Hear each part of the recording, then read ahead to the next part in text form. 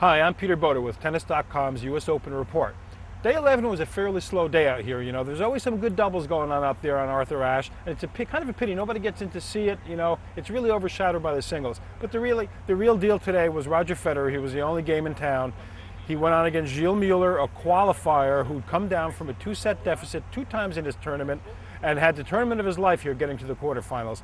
It's kind of funny with Federer. The more he comes in here and people are talking about his body language, how he doesn't look confident. They're talking about missed shots. They're talking about the way he's been sort of crying out and making noise. And of course when he challenges, leave it to Roger, and says some of these guys just wink at the umpire, point to the line. Roger goes, "Challenge!"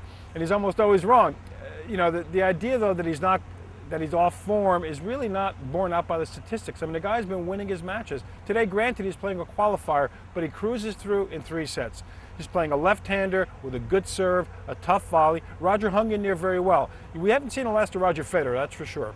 And coming up, we have the women's semifinals, 2 very compelling matchups, both of them in the daytime. There's no more play at Arthur Ashe Stadium.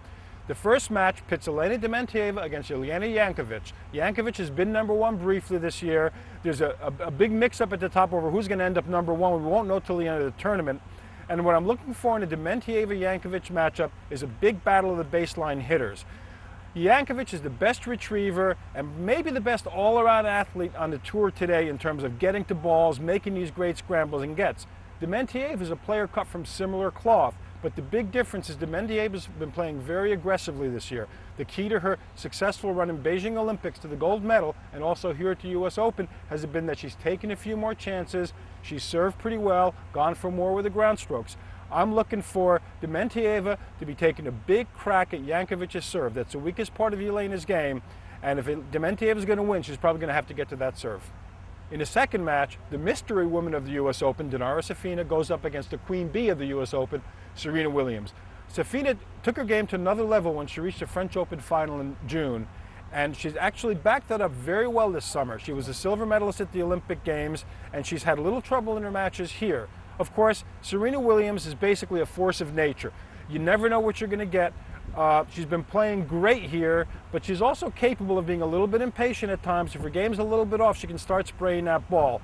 She's going to need to move Safina around because even Safina's in the best shape of her life. She really isn't the greatest mover on the tour. As for Safina, she's going to need to serve well to take control of the rallies. You can't overemphasize that against a dangerous player like Serena. You've got to get her on a little bit on the defensive to start the point. Then you got to try to move her around. Preferably if you can move her back and forth a little bit, not allow her to run freely side to side, which you can really load up and crack those winners either down the line or cross court. Then maybe you've got a shot. I'm Peter Bodo for Tennis.com's U.S. Open Report.